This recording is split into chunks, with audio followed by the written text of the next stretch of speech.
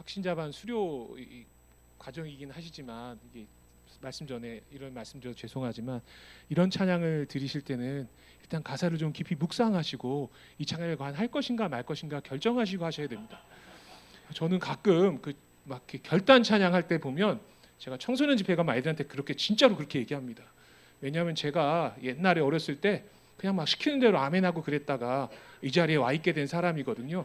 함부로 막 고백하고 하나님께 헌신 약속하고 그러면 언젠가 그 값을 물으십니다. 그러니까 이제 뭐 너의 푸른 가슴 속에 십자가의 흔적이 있다면 막 열방 가운데 나아가라 이런 거 할 때는 앉아 계신 분들 함부로 따라하시면 안 돼요. 허밍하세요 그냥. 진짜 큰일 납니다. 무슨 선교사가 말씀 전하러 와가지고 어떻게든 보내는 게 사명인데 막 조심하시라고 이렇게 얘기하는 건 참 큰 문제이긴 한데요. 오늘 사실은 이 찬양 해주셔서 너무 감사한 게 이 찬양의 메시지가 이 찬양의 가사가 우리나라 땅 가운데 어떻게 새겨지게 됐는지 그 이야기 드리려고 합니다. 그래서 제가 중간에는 안 될 것 같고요. 미리 광고를 드린다면 하실 수만 있다면 오늘은 오후까지 좀 남아주시겠어요? 네, 난 어쩔 수 없다 하시는 분은 어쩔 수 있게 만드셔야 되겠죠.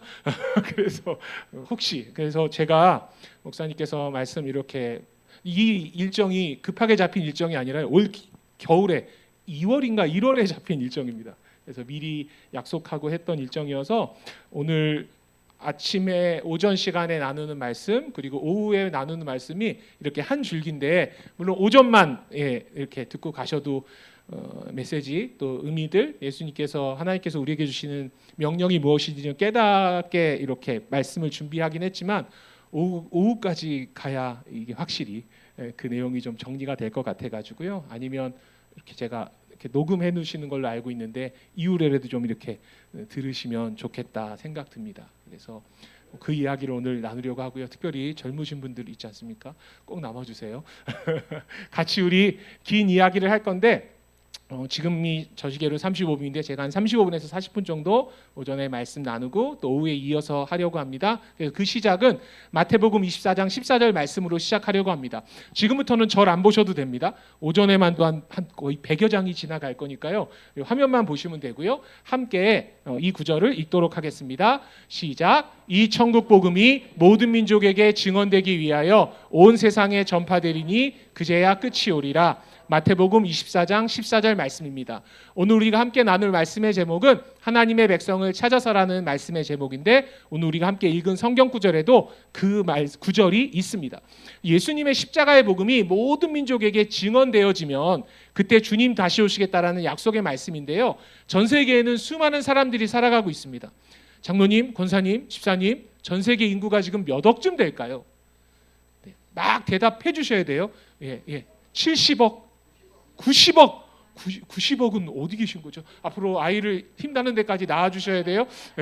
전 세계 인구는 지금 그래도 80억도 막 나오고요. 82억 명을 넘어섰습니다. 매년 1월 달에 오픈도어스 선교회라는 곳에서 기독교 박해지수를 발표하는데 이게 기독교 예수 믿기 어려운 나라들이에요. 어제 전쟁 나고 이런 데 있죠. 근데 달수로는 3개월, 대략 한 2개월 전쯤에 우리는 혹시 뉴스 들으셨습니까? 아프리카 옆에 섬에 있는 마다카스카라는 섬에서 선교사님 두 분이 장인어른과 사위 되시는 이미 다 은퇴하신 선교사님 두 분께서 사역하다가 강도가 그 얼마 되지도 않는 재정 때문에 총으로 저격해서 두 분이 순교하셨다는 이야기를 듣습니다. 제가 그 뉴스를 듣자마자 이게 원래 50위까지 되어 있는데 빨리 찾아가가지고 마다카스카라는 나라가 50위 안에 있나 봤더니 50위 안에 등수도 없어요. 그 이야기는 역으로 말씀드리면 이 나라, 지금 있는 이 나라는 그만큼 위험함이 있을 수 있다라는 거예요. 그러니까 누군가 이곳 가운데서 복음을 전하는 일들을 하고 있다라는 거죠. 이 나라들을 지도에다가 색칠을 해봤습니다. 1위부터 50위까지 거의 다. 그랬더니 이렇게 다 모여 있어요. 선교학자들은 여기를 1040창이라고 해가지고 미전도 종족들 대부분이 여기 모여 살고 있다는 겁니다. 혹시 미전도 종족을 보신 적이 있으실까요? 쉽지 않습니다. 사실 선교사님들도 처음 개척해서 소수부족 마을 가서 사역하시는 분이 아니라면 사실은 미전도 종족을 사역하시는 게 아니에요. 복음이 아직 좀 전해지지 않은 좀 약한 곳에 가서 사역하시는 거죠. 그런데 미전도 종족의 개념을 보니까 학자마다 조금 다르지만 복음의 아율이 5% 미만, 어떤 학자는 뭐 4%, 2% 보는데요. 너무 낮아서 그들의 언어로 성경이 없고 또 교회도 없고 목회자도 없어서 스스로 복음을 누가 전해줄 사람도 없어서 복음을 들을 기회조차 갖지 못하는 사람들을 미전도 종족이라고 얘기한다라는 겁니다. 그러면 아까 말씀하신 82억 명 중에 미전도 종족은 몇 억쯤 될까요? 이것도 또 막 찍기 영역입니다. 우리 박태영 목사님은 잘 아시는데 제가 막 말씀 전하고 막 병 고치고 이런 은사는 없는데 두 가지 은사가 있습니다. 하나는 제가 밥을 잘 삽니다.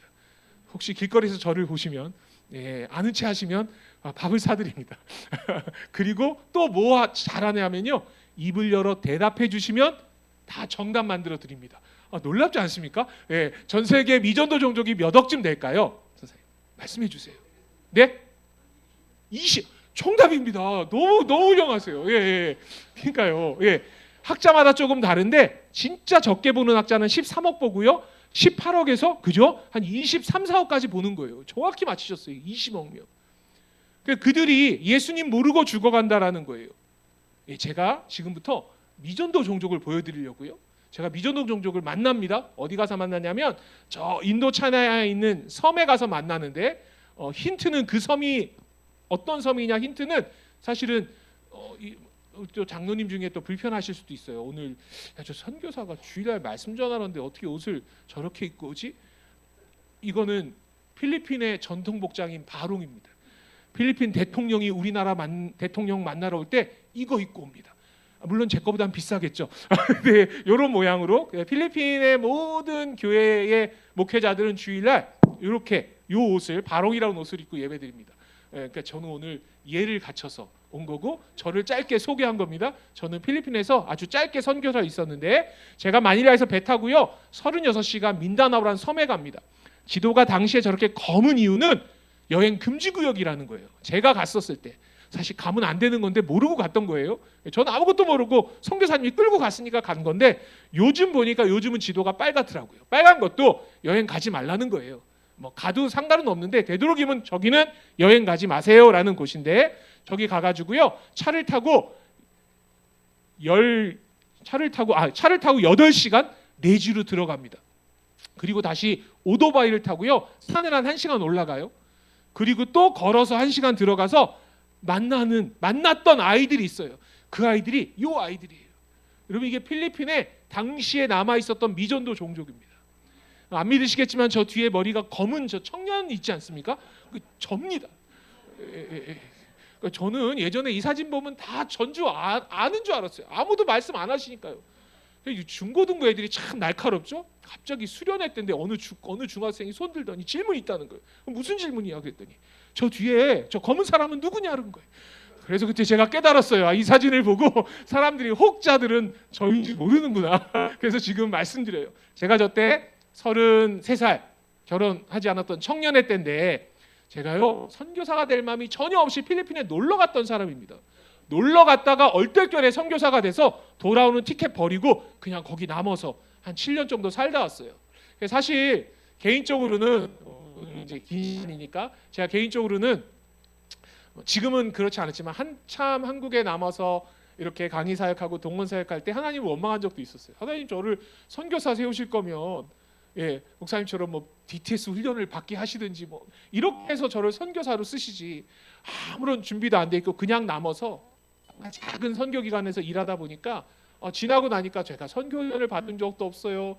인원이 사람이 없으니까 무슨 언어 교육도 안 시켜요. 바로 일하게 되니까 그냥 7년 동안 열심히 살다 왔지 선교사로서는 너무 낙제적인 선교사였던 거예요. 그래서 받고 다시 선교지 갈 때는 나 훈련 받고 가야지 막 이랬는데 근데도 하나님이 안 보내시고 한국에 벌써 10년이 더 됐는데 남은 지가 이렇게 열심히 동원하고 말씀 전하러 다니고 있습니다. 어찌 됐건 제가 분명하고요. 저 모습에 속아서 결혼한 자매가 있습니다. 그래서 오늘 아침에도 저를 이렇게 함께 기도하고 배웅해 줬는데 저 아이들이 필리핀의 원주민 아이들이에요. 원래 필리핀의 원주민입니다.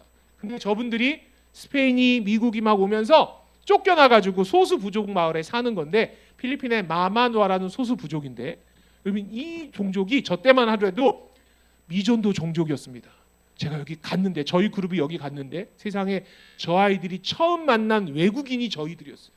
저희들이 자기들이 사는지도 몰라요. 어떤 애들은 그냥 거기서 나고 자라다가 옆부족 마을에 누군가랑 그냥 결혼하고 살다가 그냥 자신의 생을 다하게 되는 거죠. 그렇게 살아가는 거예요. 저 아이 앞에 있는 아이가 지금 머리에 뭐 썼습니다. 나름 가발입니다. 저게 바나나 잎사귀로 만든 가발인데 저 아이들은요 필리핀 저 소수부족 아이들은 저 곱슬머리인 게 너무너무 부끄러워가지고 외진이 왔다고 저 바나나 잎사귀로 만든 가발 쓴 겁니다. 우리는 또 이걸로 바꿀까요? 네네. 우리는 수능 끝나면 여자아이들은 다 머리 볶으러 가잖아요. 근데 우리는 볶은 게 이쁘다고 생각하는데 저 아이들은 아니 유명한 그 흑인 배우들 여자 배우들 보세요. 돈 많이 벌면 제일 먼저 뭐 합니까? 그 흑인 배우들이 머리를 또 거기는 핍니다. 자꾸만 하나님의 창조 섭리를 거스르지 말아주세요. 우리는 핀 게 이쁘니까 이렇게 놔주신 거고 저기는 이렇게 볶은 게 이쁘니까. 근데 저 아이들은 저게 너무 부끄러워서 저렇게 하고 다니는 거예요. 제가 선교사가 됐던 중요한 이유가 두 가지가 있는데 그 중에 하나가 이 사건입니다. 훈련 받으면서 선교관에 있으면서 속으로 막 매일마다 그 자리에 앉아가지고 강사님들이 강사하면 투덜거렸거든요. 미전동 종족이 어디 있어? 세상에 필리핀에. 저 아이들이 진짜 예수님 모르는 아이들인 거예요. 여러분 저 마을은 지금 예수 믿는 마을 됐습니다. 선교사가 제일 먼저 갔으니까요. 작년 7월에 제가 어느 팀을 중학생 애들을 한 10명, 11명을 저기 보냈습니다. 그 아이들이 가서 찍어온 사진이에요. 제가 갔던 똑같은 마을은 아니지만 같은 부족이 있는 지역입니다. 그리고 그 마마나라는 소수부족 마을에 여기가 교회예요. 그 아이들이 그 마을 갈 때 어떻게 갔는지 보세요. 진짜 오토바이 타고 올라가거든요. 저렇게 오토바이를 타요. 옆에 저게 자리가 있는 게 아니라요. 나무 판단대기로 이렇게 만든 거예요. 그리고 저 옆에 사람 태워가지고 또 균형 맞춰요. 이쪽이 무거우면 너 이쪽으로 와 해가지고 올라가는 거예요. 안전벨트 없습니다. 계곡 올라가다 보면 옆쪽은 막 절벽이고 이래요. 절대 제가 타지 말라고 했는데 또 우리나라 중학생 애들은 또 목숨 걸고 저걸 타야 사진 보여주면서 내가 이런 거 탔다 뭐 얘기해야 되잖아요. 어쨌든 이 아이들이 거기 가가지고요. 그 소수 부족, 이 교회가 된 거예요. 거기서 같이 예배 드린 거예요. 그 아이들 이틀을 저 바닥에서 잡니다. 저희가 그 마을에서 제일 좋은 숙소예요. 여기가. 이렇게 단기 선교 가라고 하면 못 가시겠죠. 근데 저 아이들 두 번째 줄에 지금 애들이 앉아 있거든요. 저 아이들이 거기 갔다 와서 10명, 11명인가 갔는데 무려 3명이요. 집에 와서 목사님께 나 선교사가 되고 싶어요. 왜냐하면 진짜 그 소수 부족들이 하나님을 알아야 되는 백성들이 어떻게 살고 있는지를 진짜로 목격하고 온 거예요. 그 아이들이 작년에 가가지고 여기 대전에 있는 교회인데 2024년에 갔다 온 거고요. 올 겨울에 또 갑니다, 얘네들. 저 힘든 데를. 그러니까 여전히 수많은 사람들이 예수님 모르고 살아가고 있다라는 거예요. 그 일을 위해서 예수님께서는 이 땅 가운데 오셨습니다. 그리고 십자가상에서 다 이루었다라고 말씀하시고 우리에게 대위임 명령 주시면서 너희가 모든 민족에게 가라라는 거예요. 너희 안에 십자가의 흔적이 있니? 너희들이 복음의 증인이야? 그럼 가서 복음을 증언해 줄래? 라는 명령을 우리에게 주시는 겁니다. 그 일이 안디옥에서 시작되는 거죠. 이방인 교회가 시작되면서 바울과 바나바를 따로 세워라라고 말씀하세요. 사도행전 13장에. 그래서 바울이 1차 선교행전을 잘 다녀옵니다. 그리고 15장에 예루살렘에 가가지고 이렇게 증언합니다. 내가 구부러 거쳐서 비시디, 안디옥, 루스드라, 더베 갔다 왔는데 이방인들에게도 성령님이 함께 하십니다. 우리 이방인들에게 가서 복음 전해야 됩니다. 라고 예루살렘 공의회에 가서 얘기하고요. 그 다음 16장부터 다시 2차 선교행전을 떠나게 되는 거죠. 오늘 우리가 읽은 성경은요.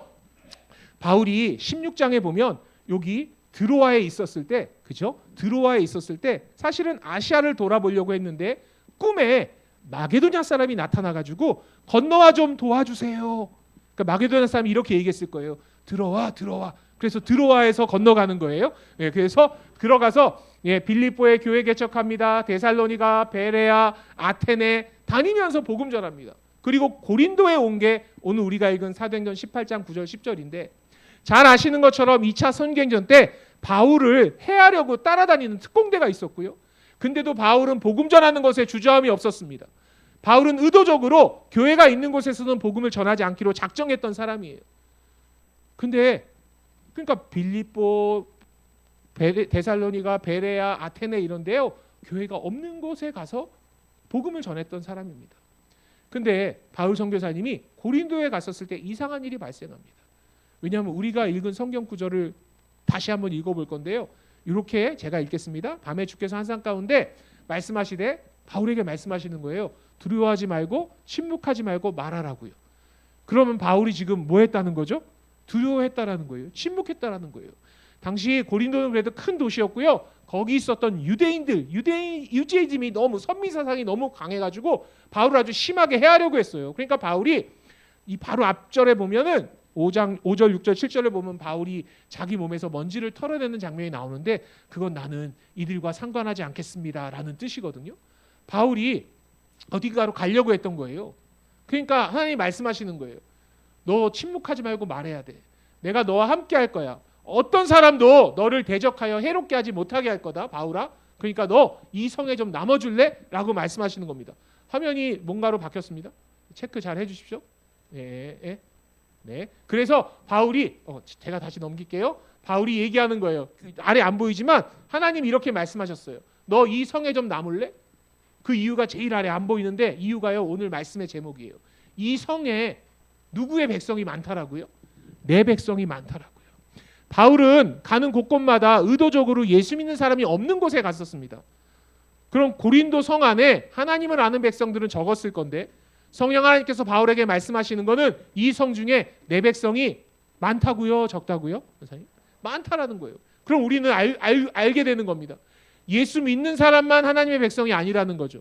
예수 믿지 않는 사람들, 교회 다니기를 박해하는 사람들, 어제 토요일날 제가 어디 정동 이쪽 순례했는데 어제 보니까 거룩한 방파제, 그 동성애에 관한 문제지 않습니까?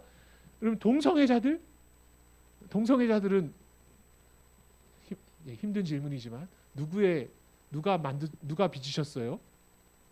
힘드시죠? 하나님이셨는데 하나님의 창조의 원리를 거스르는 자들이에요. 근데 그들도 탕자와 같은, 하나님은 그 탕자를 늘 기다리시잖아요. 언제 올까? 정말 그들 가운데까지도 복음을 전해야 된다라는 거예요. 특별히 오늘 우리는 미전도 종족에 관한 이야기를 하고 있는데 이 고린도 성 안에 내 백성이 많으니까 너 여기 남아서 복음을 전해달라는 명령을 바울에게 주셨던 겁니다. 그래서 바울이요 뜻하지 않게 에베소에서 2년 머물렀다면 두란노서원에서 고린도에서 무려 1년 6개월간 머물면서 복음을 전합니다. 그 이유가 뭐냐면 이 성 중에 내 백성이 많다라는 거예요. 그러니까 하나님께서 이렇게 명령하시죠. 내가 성령을 너희와 함께하게 할 거야. 그럼 그 성령의 권능 받아서 능력 받아서 너희가 예루살렘과 온 유대와 사마리아 땅 끝까지 가서 무엇 되라고요? 내 증인 되라라고요. 증언하라는 이야기입니다. 가가지고요. 하나님의 백성이 있는 곳, 주님을 알지 못하는 백성들이 있는 곳 가운데 가서 누군가 복음을 전해야 된다라는 그 명령 때문에 고대 근동에서 시작됐던 그 십자가의 복음이 베니게, 구브로, 안디옥 거쳐서요, 유대 거쳐서요, 그죠? 사마리아도 갔다가요, 온 열방까지 전해지는 역사가 세계 선교의 역사이고 그 가운데 우리나라에도 복음이 들어오게 되는 겁니다. 우리나라의 그 복음의 뿌리를 잠깐 찾아가려고 하는데요. 예수님께서 모든 민족으로 가라라고 말씀하셨을 때 우리나라에 사람이 살고 있었습니다. 우리나라는 무슨 시대였을까요? AD 1세기 때 예수님 저쪽에서 막 복음 전하실 때 우리나라의 어느 시대였을까요? 삼국시대였습니다. 예. 신라 사람, 고려 사람, 백제 사람 살았습니다. 그 사람들 예수님 알았을까요? 몰랐을까요? 모릅니다. 왜 모르죠? 예, 전해주지 않았어요. 맞습니다. 누가 오지 않았어요. 십자가에 흔적이 있는 사람이 오지 않았어요. 당시에. 몰라서 못 온 거거든요. 몰라서. 우리나라에 관해서 알지 못하니까요. 우리나라에 관해서 알았던 중국에서 372년 고구려 소수리망 때 불교, 유교 들어옵니다. 그러니까 고려는요. 불교를 국교로 합니다. 1392년에 조선은요. 건국하면서 우리는 유교 국교합니다. 5000년에 무속신앙 가득하고요. 근데 언제 우리나라에 선교사님이 오느냐? 요 연도만 외워주세요. 한 번만 따라해 주세요. 1885년. 예, 이때 알고 계신 언더우드 아펜젤러가 우리나라에 오는 겁니다. 다른 연도는 제가 다 보여드릴 건데 이 연도는 외우셔야 돼요. 왜 외우셔야 되냐면 길거리에서 저를 만나시면 제가 어디서 만났는지 알 수 없어요. 그렇지 않습니까? 그때 확인하는 건 이렇게 오셔서 말씀하시면 돼요. 조용히 그냥 1885 하시면 우리 만난 아니 제가 농담 반 진담 반 이야기를 하고 다녔던 거잖아요. 꽤 오래전 이야기인데 제가 이제 청주에 있는 뭐 중부 명성교회라는 교회, 아까 그 미전도 종족 판넬 그 사진도 그 교회에 있는 건데, 어느 날 서울역에서 지방에 뭐하러 강의 간다고 그러니까 버스 타려고 이렇게 차 끊고 기다리고 있는데 에스카레이터 타고 이렇게 내려가는데 정말 좀 깜짝 놀랐어요. 누가 뒤에 와가지고요 조용히 응기척도 안 하시고 1885 청주 중분교회 권사님이셨어요. 그래서 우리 밥 먹었어요. 서울역 고속터미널, 강남 고속터미널에서. 그러니까 1885년을 꼭 외워주십사 부탁드리는 거예요. 왜냐하면 그때까지 우리나라가 단 한 번도 복음을 듣지 못한 민족이었는데 왜 그렇게 복음을 못 들었느냐? 누가 오고 싶어도 못 오게요. 문을 걸어 잠그고 있었어요. 오늘 저희는요 오전에 한 40분, 오후에 80분 정도인데 이 네 가지 중요한 원리를 보려고 합니다. 첫 번째요, 1885년 이전에 1885년에 어느 날 성령의 권능 받아가지고 막 언더우드 아펜젤러가 막 오는 게 아니더라고요. 그 전에 두드리는 사람들이 있었어요. 우리나라에서 정보를 듣더니 기도하고요, 선교 헌금 보내고요, 교회가 막 준비하고요, 사람을 준비시키고요, 그러한 일들이 1885년 이전에 있습니다.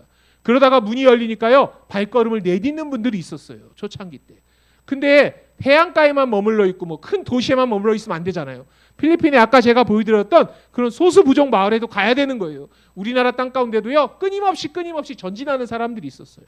이 일을 통해서 하나님께서 큰 부흥의 역사를 우리나라에 이루어 가시는데, 오늘 우리 아침 시간에는 저 두드림에 관한 이야기를 볼 겁니다. 왜 두드리느냐? 하나님의 백성이 그 땅 가운데 있다라는 것을, 이 한반도 땅 가운데 있다라는 것을 아니까 누군가 기도하고 누군가 내 것을 내어드리고 삶으로 준비하는 사람들이 생깁니다. 우리나라가 복음을 듣지 못한 이유 중에 여러 가지는 문을 걸어 잠궜다라는 건데, 1865년에요 우리나라가 막 당시에 카톨릭 박해가 심할 때 피해가지고 중국으로 갔던 김자평이라는 사람과 몇몇 조선인들을 한 젊은이가 만나요. 그 젊은이 우리가 너무 잘 아는 젊은이입니다. 그분이요 토마스라는 선교사님이에요. 그래? 조선이라는 나라가 있구나. 그래서 이분이요 배 타고요 우리나라 서해연안을 다닙니다. 서해안 다니면서 막 알아보는 거예요. 얼마 전에 그 제주의 열방대학의 팀이 간사님들이 뭐 하러 갔다가 저기 백령도에 다녀오신 거예요. 전화하셨어요 저한테, 문자 보내고. 여기 오니까 이 선교사님, 토마스 선교사님 이야기가 너무너무 가득해요. 그러면서 막 뭐 자료도 보내주시고, 제가 한번 가서 말씀을 드렸었거든요. 다음에 기회가 되면 이쪽을 좀 가시라고. 근데 이번에 가셔가지고요 그 자료를 막 보내준 거예요. 이분이 서해연안 왔다가 우리나라가 쇄국 정책이니까 못 들어오고 쫓겨납니다. 그 다음에 우리나라에 다시 오는데요 1866년에 우리나라에 들어오기 전에 이분이 편지를 썼어요. 본국에다가 이렇게요. 한번 읽어주세요. 아주 잔인하고 사악한 대학살이 최근 조선에서 일어났습니다. 그럼에도 불구하고 누군가 조선에 들어가 선교의 문을 여는 것의 중요함을 깨달아 제가 조선에 들어가기로 결정했습니다. 1866년은 병인년이었고요. 병인년 1월 달부터 병인박해란 박해가 일어나면서 프랑스 신부 카톨릭 사제 9명이 목배임당에 처형당했고요. 1년 넘게 한 2년 가까운 병인박해 기간 동안에 우리나라 승정원 일기나 조선실록에 보면 우리나라에서 목배임당에 처형당한 사람의 수가요 조선인이 약 8,000명이요. 실제로는 2만 명 가까운 사람이 목배임당에 처형당합니다. 그 소식이 다 들렸던 거예요. 중국에 있었을 때. 이분이 다 알고 있잖아요. 편지에 보면. 그럼에도 누군가 조선에 들어가 선교의 복음 전하는 것의 중요함을 제가 깨달았기 때문에 제가 들어가기로 결정했습니다. 이분 타고 들어온 배가 우리 젊은이들이 너무 잘 아는, 또 우리 집사님, 권사님도 학창시절에 배우셨던 미국 상선 제너럴 셔머너예요. 어떻게 알았어? 제너럴 셔머너. 시험범위. 보세요 이거. 너 몇 학년이야? 고1. 너 오후까지 있어야 돼. 오늘 수능 기출문제가 어마무시하게 나와. 제가 이따 메일 보여드릴까요? 여기도 있어요. 제가 학교 가서 수업도 하거든요. 지금 아이들 어떤 아이가 막 저한테 뭐 보냈어요. 오늘 학원에서 공부하는데 선교사님이 해준 얘기 다 나왔어요. 선교사님이랑 관련됐다는 이야기입니다. 제너럴 셔머너 절대 안 까먹습니다. 너 오늘 오후까지 들으면 대박이다. 제너럴 셔머너. 보세요. 이 배가 당시 평양감사가 너를 위해서 얘기하는 거야. 박규수였어. 가끔 시험에 보기로 박규수가 나와. 이분의 할아버지가 연암 박지원. 연암 박전 스님이 열하를 갈 때 열하에게 갔던 사진도 내가 좀 이따 보여줄게. 너는 한 문제 건졌다. 그지?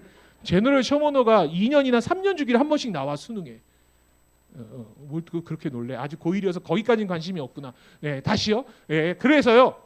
이분이 평양 대동강변에 내렸는데 저 칼을 들고 있는 박충호이라는 사람이 그 자리에서 목 베어 처형합니다. 27살이었던 토마스 선교사는 순교해요. 그러면 이분이요 순교한 자리가 저기 한사정이란 곳이고 거기 가면 북한에서 이런 기념비를 만들어놨어요. 미제 침략선 셔머너 격침 기념비. 북한의 평생 소원은 미국을 이기는 거잖아요. 우리가 미국을 이겼다고 해가지고 여기다가 이걸 만들어 놓은 거예요.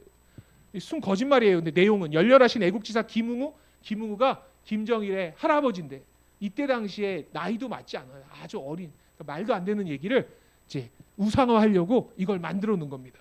그러면 이 토마스 선교사님이 순교당했잖아요. 그래서 제가 이분을 파송한 영국의 웨일즈의 하노버 교회를 가봤어요.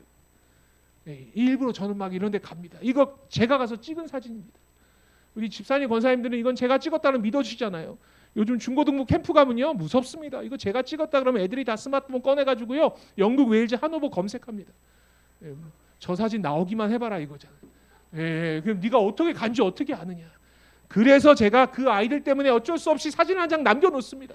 제가 갔다 왔다. 근데 아이들이 또 상처를 주죠. 저 사람이 누구냐. 저라고 얘기합니다. 제가 갔다 온 걸 말씀드리는 게 아니라 이게 토마스 선교사님 아버님 무덤인데 아버지는 1884년에 소천되세요.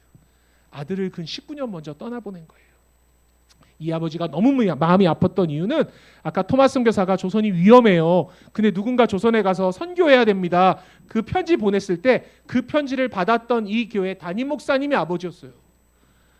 아들이 그 위험한 자리에 가는 것을 축복함으로 보냈는데 얼마 안 있다가 순교 소식이 들린 거예요. 저 같으면 조선이 한동안 싫을 것 같은데 이 아버님 주일날 설교하면서 우리 교회가 조선을 위해서 기도합시다. 이 교회가 간절히 기도하기 시작합니다. 그 기도하니까요. 기도의 응답으로 하나님께서 그 기도를 듣고 응답하세요. 하나님의 백성에게 나아가는 그 시작은요. 기도로부터 시작됩니다. 중국에 있었던 요 중국의 이 동방교회라는 교회가 지금도 있습니다. 심양에. 거기 목회하셨던 이 존 로스라는 분이요. 그 이야기를 듣습니다. 제가 지지난주에 여기 갔다 왔거든요. 이게 그 교회예요. 지금 있습니다. 근데 문제는 지금 이게 저희 뒷팀들 다 여기 갔는데 제가 미리 정보 줘서 이렇게 옮긴 데도 있는데요. 장소를 순례지를 여기가요. 지금요. 코로나 이후에 중국 정부에서 문을 닫아버렸어요. 이게 중국의 아주 큰 삼자교회 중에 하나거든요. 성도가 1,000명이 헐쩍 넘습니다. 근데 이걸 닫아버리는데요. 왜냐하면 여기 안에 아주 한국인들은 꼭 가야 되는 중요한 박물관이 하나 있거든요. 그래서 제가요 이 선교사님이요 선배였던 윌리엄스를 통해 가지고 토마스 선교사님의 이야기를 듣습니다. 그러니까 이분이 그럼 내가 한번 조선에 가보겠습니다 해가지고 우리나라가 쇄국 정책으로 문이 닫혀 있으니까 당시 중국이랑 우리나라랑 무역하는 곳에 지명으로는 봉천이란 곳인데 거기 가시면 봉천 아세요? 봉천 어디서 봉천 성함이 봉천 형제예요? 선교지 가야 돼요. 이런 사람들은 하나님의 음성을 이상하게 듣지 말아요. 목사님, 제가 이 강의하면서 이 지명을 봉천이라고 얘기한 적이 목사님 한 번도 없습니다. 내가 지난주에 갔다 와서 얘기하는 거예요. 봉천 형제, 내가 7월에 마지막 주 여길 다시 가는데 따라 붙을래요? 옆에는 군인이에요? 군인. 최대하면 할 일 없잖아요. 한 며칠 쉬어야지. 보십시오. 봉천이 너무 고마워요. 그 봉천에 가면은 거기가 옛날 지명으로 고려문이에요. 그 봉천이 그게 우리나라랑 중국이랑 무역하는 곳이었습니다. 우리나라 옛날에 경인선이 어디까지 갔냐면 부산에 가시면 부산 어디냐 근대 역사 박물관에 가시면 우리나라 철길을 해놨는데 그 철길 2개 시작과 끝을 해놨는데 우리나라 간통하는 게 부산에서 어디까지 가냐면 봉천까지 가요. 옛날에 일본이 나왔던 그 경인선이 그 통일되면 거기까지 봉천 형제 거기까지 가는 거예요. 우리는 통일 가면 열차 타고 바로 가는 거죠. 그러니까 그 고려문이란 곳에 와가지고요 이분이 우리나라 사람을 만나는 거예요. 왜냐하면 그 고려문이라는 지역이 중국이랑 우리나라랑 무역하는 곳이었습니다. 무역하는 곳이었습니다. 그래서 제가요 여기 갔어요. 여기가 고려문이에요. 이 연암 선생이 지나간 길입니다. 여기 일반 관광객 못 가는 곳인데 중국 현지 공산 간부로 계신 분 이렇게 해가지고 이번에 가서 여기 가서 찍은 겁니다. 그리고 그 고려문이란 봉천이라는 곳이 지금은 변문진이라는 이름으로 있습니다. 여기가 옛날에 우리나라랑 중국이랑 무역하는 곳이었어요. 그러니까 봄 가을에 무역을 하니까 이 존 로스가 우리나라 사람 만나러 왔는데 우리나라 못 들어가니까 멋진 말을 남깁니다. 이 시대 최고의 선교사는 그 나라 말로 된 성경책입니다. 내가 조선에 들어가지 못한다면 조선말로 성경책 번역해 주겠습니다. 그래서 우리말로 성경을 번역해야 되니까요. 이분이 뭐 하냐면 우리말 공부하기 시작했습니다. 조선어 공부하는 거예요. 조선말이 어려웠어요. 그래서 후배들을 위해서 코리안 알파벳 문법책을 만들어 준 거예요. 기역, 니은, 디귿, 리을, 뭐 각야, 거겨 이거는 나, 우리, 너희, 님자, 님자래 동사 가다는요. 우리 영어 공부할 때 go, went, gone 이런 거 힘들잖아. 불규칙 변화. 예. 근데 너 감사해라. 우린 3단 변화인데 이분은 가다를 9단 변화 외웠다. 가우, 가시, 가라, 갔소, 갔음매, 갔너니, 갔소, 갔음매, 갔다. 너무 힘든 거예요. 근데 문제는 우리말은 적어도 수도권에 와서 배워야 되는데 서울 경기쯤은 와야 되는데 이분이요 봉천, 평안도 의주 국경 밖에서 우리나라 사람들 고용한 사람들이 다 의주 상인이에요. 이분은 평안도 말로 우리말을 공부한 겁니다. 그래서 뭐 님 잘해 막 이렇게 배운 거예요. 문장 배운 거 보면 가슴에 와 닿습니다. 너를 믿지 못하겠다. 어떻게 왔음매? 걸어왔음매? 맨니끼리나 갔나? 85리 갔매 그랬더니 내래 다리 아파가지 못하겠다. 막 이렇게 우리말 배웁니다. 놀라운 건 이렇게 우리말 공부했는데요. 10년 만에 야 너 고1 너 이름 뭐니? 너 이름 뭐? 너 이름 저야? 필립? 야 너 봉천 형이랑 성교지 가야 돼. 그래 형 다 됐네. 근데 왜 형은 봉천인데 동생은 빌립? 뭐 사연이 괜찮아. 너 너무 좋다. 죄송합니다. 제가 너무 두 아들을 갑자기 다 선교지를 보내는 이런 말도 안 되는. 여러분 보십시오. 성경을 이렇게 했는데 10년 만에 마태복음부터 요한계시록까지 신약성경을 이분이 다 번역합니다. 그러면 지금도 GBT라는 선교회 가면 홈페이지 앞부분에 이게 있어요. 모국어를 사용하는 제자들을 만들어라. 이게 지금 성경 번역 선교의 중요한 모토 중에 하나입니다. 그들의 언어로 성경을 번역해 주자. 전 세계에요 알려진 언어가 7천여 개인데 이게 최근 홈페이지에 있는 내용이에요. 아직도 번역 안 된 성경이 약 3,500개의 언어가 그 사람들 예수님 몰라요. 성경이 있어야 전할 건데 그 사람들한테 네 영어 공부해라 한글 공부해라 이러면 안 되잖아요. 저분이요 GBT 선교의 선교사도 아니었는데 물론 영국 성서공회의 도움을 받긴 하지만 우리 글로 성경 번역해 줍니다. 이 성경책을 누가 읽을까요? 평안도 사람들이 읽고 은혜 받습니다. 하나님의 말씀에는 우리의 심령골수 영혼을 쪼개는 힘이 있으니까 선교사가 없는데 성경 읽다가 하나님을 알게 되는 거예요. 그러니까 그분들이 기도해요. 하나님이 닫혀진 소설문을 열어달라고 간절히 기도합니다. 기도하니까요 이 문이 어떻게 될까요? 권사님 열립니다. 보십시오. 열렸죠? 다시요. 이게 열리는 겁니다. 천천히. 몇 년도에 열리죠? 1882년에요. 더 왔습니다. 딱 5분만 더 하면 오전 메시지 끝날 겁니다. 1882년에 우리나라랑 미국이랑 수능 나온다. 조미소 통수협약을 맺습니다. 그 자리가 인천에 있어요. 예, 여기서 우리나라랑 미국이랑 1882년에 조미소 통수협약 맺습니다. 그래서 그 다음에 빌리바 그 다음에 우리나라 관리들이 미국에 가. 비읍 시읒. 넌 이건 수능이 엄청나. 우리는 어르신들은 견미단, 견미사절단이라고 배우셨어요. 요즘 애들은 보빙사라고 배워요. 네, 보빙사. 그분들이요 샌프란시스코에서 열차 타고 워싱턴 가가지고 미국 대통령도 만나거든요. 열차 타고 가는 내내 수많은 미국인들이 우리나라 사람들을 봤는데요. 종족에 관한 관심이 없으니까 복음에 관한 열정이 없으니까 그들은 그냥 낯설고 이상한 사람들일 뿐인 거예요. 근데요 선교에 미친 한 목사님이 계셨어요. 여러분 이분들이 우리나라 미국 대통령 만나러 갈 때 이 모습 이대로 가시거든요. 미국 사람들이 보기에 너무 이상한 거예요. 미국 사람들은요 실내에 들어가면 모자를 벗는 게 예의인데 외투를 벗는 게 예의인데 우리나라 관리들은 외출하는 순간 의관을 갖춰야 돼요. 저게 자신의 신분이니까. 그러니까 또 미국인들이 물어봐요. 머리에 신기하잖아요. 모자도 아닌 것 같고 똑같이 쓰고 있고. 그러니까 이 미국인한테 물어봐요. 이분이 한글이 안 되니까 저 뒤에 있는 일본인에게, 그 일본인이 저 오른쪽 끝에 오서방에게, 저 오서방 무덤이 인천에 있습니다. 인천 가족공원묘지에. 저분 크리스찬이에요. 저분이 조선인에게 물어보는 거예요. 당신들 머리에 그게 뭐냐고. 그랬더니 또 우리나라 사람들이 대답해 주는데 통역이 필요 없었어요. 머리에 저게 뭔데요? 다 미국 사람들은 듣고 뭐 머리에 그게 뭐냐 그랬더니 뭐라고 대답하는 거예요? 하나님이다. 우리나라에 들어온 선교사님들이 제일 빨리 배운 단어가 뭘까요? 이 대단한 민족입니다. 이 민족. 선교사가 처음 왔는데 자기들 말로 성경을 번역해놨죠. 머리에는 하나님을 한 번씩 모시고 다니죠. 근데 그때 열차 같이 탔던 분이 이 가우처라는 목사님인데, 이분이요 우리나라 사람들에게 물어봐요. 예수님 모른다는 거예요. 지금 볼티모어에 가면 이 러블리 레인 교회라는 교회가 지금도 있습니다. 한국인 가면 정말 잘해줍니다. 주일날 와서 설교하시는 거예요. 내가 이번 주간에 조선민족 만났는데 그 민족 예수 모르고 죽어갑니다. 우리 교회가 기도하고 헌금합시다.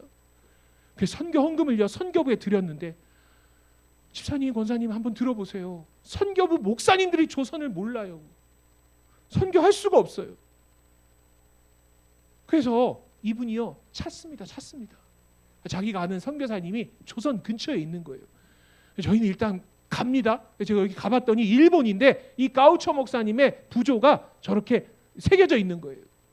그것도 제가 갔다 온 거죠. 갔다 온 거예요. 근데 이 학교가 일본 동경의 아오야마 대학인데, 세상에 그 대학교 안에 채플실이 있는데 채플실 이름이 가우처 메모리얼 채플이에요.